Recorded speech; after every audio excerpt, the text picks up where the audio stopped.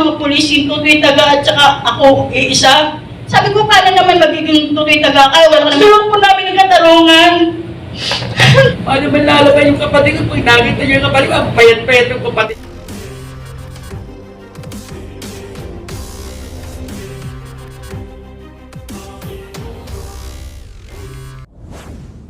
Pangalan na muna. Pangalan muna ako, tsaka ako taga, Carmelita Ignacio, taga saan tayo? taga Tondo.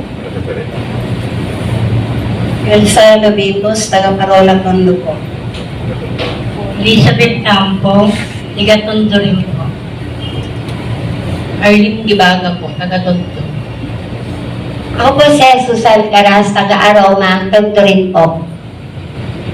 Ako naman po si Yolanda Centorias, taga Velasquez, Tondo rin po. Okay, sige. Pakilalaman natin yung mga families ng victim. Sila po yung family ng mga na-biktima ng extrajudicial killing ng madugong drug war ni Duterte. Umpisa na lang po natin sa pagpapakilala po each families. Nay, umpisa ko na po sa inyo. Ako, si Teresita Bernat. Isa po akong biktima sa anak ko tinutang 2017. August 1, alas 3, totoo po ito. Hindi po kami binayaran, hindi po kami nagsisinungaling. Gusto lang po namin ng katarungan. Tagal ito, nabawa nilang anak ko. Tinuklang sa taas kumakain. Ano sabi ng mga pulis? Sige, kumain ka, total, huling kain mo na yan eh. Tapos nilagay nila sa kumot, inalagyan pa nila sa hagdanan, hinagis nila sa sidecar. Paano ba yun naman yung nangyayari sa buhay namin? Kala namin noon, wala na po kapag hindi na namin alam sa nangyayari buhay namin. Hindi ko pa kayang isipin nangyayari sa anak ko. Ba't kailangan mangyari sa kanyang ganun? Dapat man lang kinulong na lang siya. Kinulong na lang kung anong kasalanan niya kung pagdodroga na yan. Kasi kung pusir-pusir, sana mayaman kami. Sana yung mga anak niya maayos ang buhay. Kani-kanino nga foundation ako lumalapit para mapaaral pa yung mga apo ko. Tapos ganyan po mangyayari sa amin. Kami patuloy yung nangaapi, sila patuloy ko yung kawawa. Samantalang kami yung kawawa sa nangyari sa buhay namin. Anong pangalan po nung anak po nila? Arnold Bernal po. Makain po yun, tinukang po dun. Yan po ay totoo, hindi yung gawa-gawang kwento. Kahit itanong nyo po doon sa barangay namin, kapitbahay namin, aawat sila doon sa anak ko. Kasi kung paano ginawa sa kanya, nakikita po. At saka hindi po, yung anak ko, hindi po pasaway yun. O sabihin natin, naggamit ng droga, may nagninakaw ba? May kaso ba siya ng hold up o ng rape o pinatay? Wala naman siyang kasong ganun eh. Di sana ikinulong lang po. Nakiusap nga po siya sa pulis na kung pwede ikulong nyo na lang po ako kahit habang buhay. Huwag nyo lang ako patayin kasi yung mga anak ko kawawa. Pero hindi pa rin siya pinakinggan. Hindi siya pinakinggan. Pinarani pa rin talaga siya. Hindi ako nagsisinungaling. Totoo nangyari sa buhay namin to. Kahit matagal na nangyari, pero lagi ko naiisip yung anak ko. Umiiyak ako kahit pag naaalala ko, lumuluwa ako. Kaya minsan may nababanggit na mga naiiyak ako kasi minsan yung mga apo ko, minsan sabi, namimiss daw nila yung tatay nila. Anong gagawin ko? Buhayin ko yung tatay nila. Tapos pag nagmuli kami patuloy sa wawa. Samantalang sila binigyan ng pagkakataon ni pagtanggol ang sarili nila. Kami pinagbigyan pa kami pagtanggol yung buhay ng anak ko. Hindi naman po. Sana pag naman kami sobrang Ay, pwede ko magtanong dahil kasi nakita po namin na medyo malungkot po kayo ngayon, no?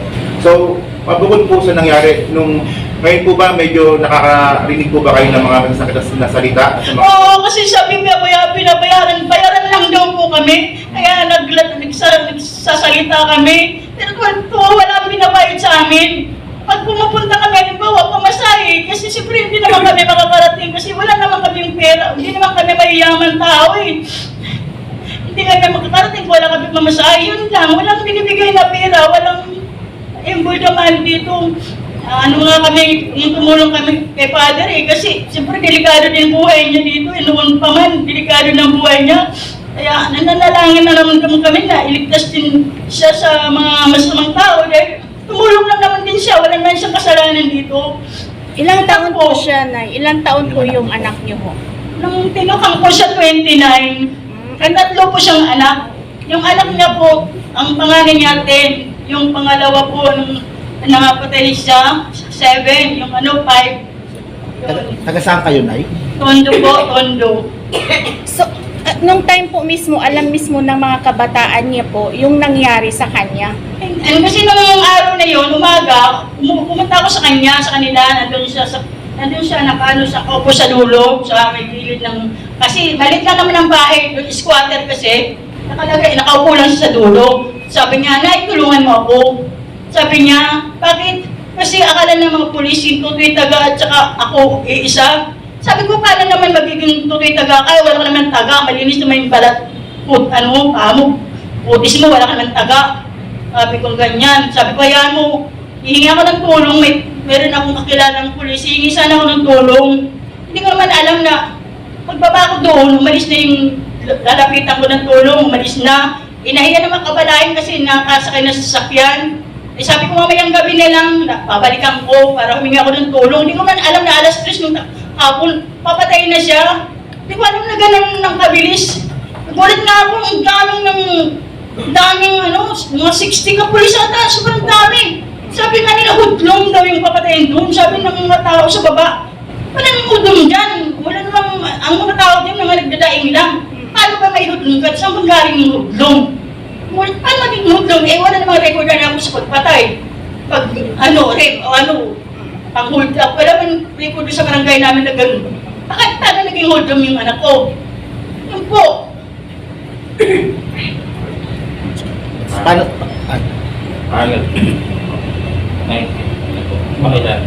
Pakilala po muna natin ang bawat isa. Balikan po natin. Tapos balikan po natin. Kalma lang po muna tayo. Sige po, Kalma lang po. Siguro pakinggan muna po natin yung tanong mo natin yung storya ng bawat isang magulang po kung ano nangyari. Kung ano po pangalan po nung kanilang kaanak na biktima, tapos kung ano po yung storya, paano po nangyari. Buti para makita Ignacio. Kapatid ko po yung namatay. Tapos lang namin kumain nun. Noong September 27, sabi ko, wag ka na lumabas kaya maraming mga pulis. Mamaya pagkama na. Umihi pa sa akin ng pamilya si kami. Marinig. Sabi ko, wag ka na nga lumabas. Tapos yung kapatid ko, may ginagawa siyang tubo. Nag-ukay siya. Tapos yung nag-ukay, binayaran siya. Ngayon, nagbibidyo karera. May natulog-ulog siya, bigla na lang may lumapit na. Ginano siya. Pinatay siya, hindi pa na kontento. Nung nakitang gumagalaw pa yung kapatid ko, binarin pa uli. Parang hayop na binarin. Tinapon, hinagin. Sabi pa nung sabi pa naman, hayaan mo na yan, patay na yan. Parang wala lang sa kanila, nag-alisan yan lang. Eh ako naman po, kalalabas ko sa hospital na na-stroke po ako. Eh di ako lumalabas. Sumigaw na lang yung mga kapitbahay. Ate May, yung kapatid mo, binarin. Hindi na ako pinalabas ng anak ko kasi nga kalalabas ko lang ng hospital na po na-stroke po ako. Kaya masakit para sa akin kasi kamamatay lang ng nanay ko nung pinatay yung kapatid ko. Ang sabi ko sa nanay ko, babantayan ko yung kapatid ko. Pero hindi ko nabantay ng pinatay ng mga walang pusong pumatay. Parang aso, parang hayop kung pumatay sila. Parang bali ko lang sa kanila. Tapos lumalabas sila mga argabyado. Kami argabyado dahil hindi natin nabili na gusto niya yung mga namatay namin. Ano tao, inuod na. At bali wala lang sa kanila yung gano'n na pumatay. Kaya nakakalitan, malaking tulong sa akin yung kapatid ko. Tsaka tulad yung senior na, katulong ko sa panghahanap buhay yun. Tagabili ko ng soft drinks, yelo ngayon, wala na ang katulong, di na makapagpinta. Pinatay nila eh, di ba? Sa ganun lang na-uwi yung buhay ng kapatid ko. Wala namang kasalanan. Kahit sa barangay, walang kasalanan, walang record na kung anong record. Pinukuha pa nga sa barangay niya, pag ginagawa sa barangay, kinubuhos ng taga-hukay ng kanal. Pero nag-try, Anong pangalan po nung kapatid nila? Anong pangalan po? Paulo Pumanlag po. Kami na lang po pagkakapatid na iwan, binilin sa akin ng nanay ko bakit namatay. Ano pong kabuhayan ninyo? Vendor po ako.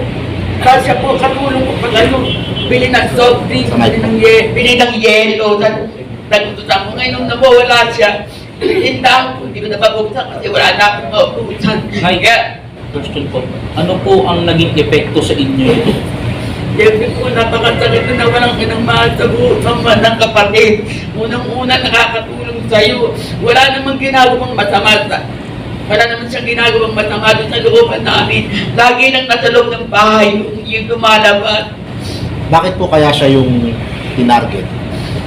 Hindi ko po nga namin alam, sabi, kasama daw po sa ng barangay. Kung wala namang pangalan, kinukuha pa nga ni chairman, nagahukay ng kanaya, paano magkakaroon ng pangalan sa barangay.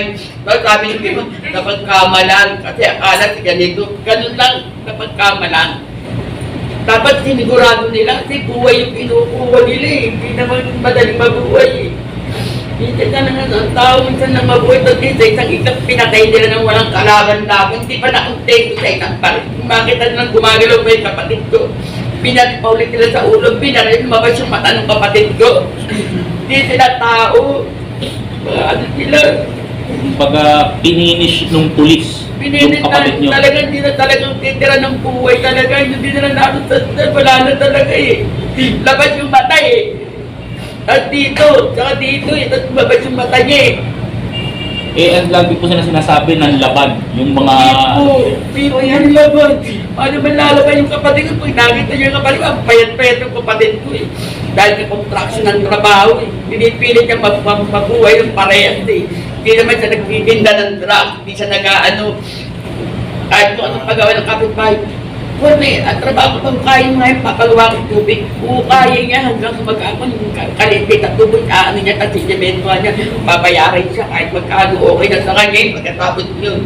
Parang pansigarilyo niya, hindi niya na pinipermission. Kasi pag hindi kami nakapagtinda, hindi na siya humingi sa akin ng panigarilyo. May pera na siya. Pag pinapasawuran naman siya sa barangay, may trabaho siya, binibigay niya ako ngayon, wala na. Wala na akong katulong sa buhay. Dahil kami na lang magkakapatid na ngayon, wala na rin naman kami mga magulang. Anong taon po namatay? 2018, 2020, kung pa naman po araw din. Thank you very much po. Salamat po.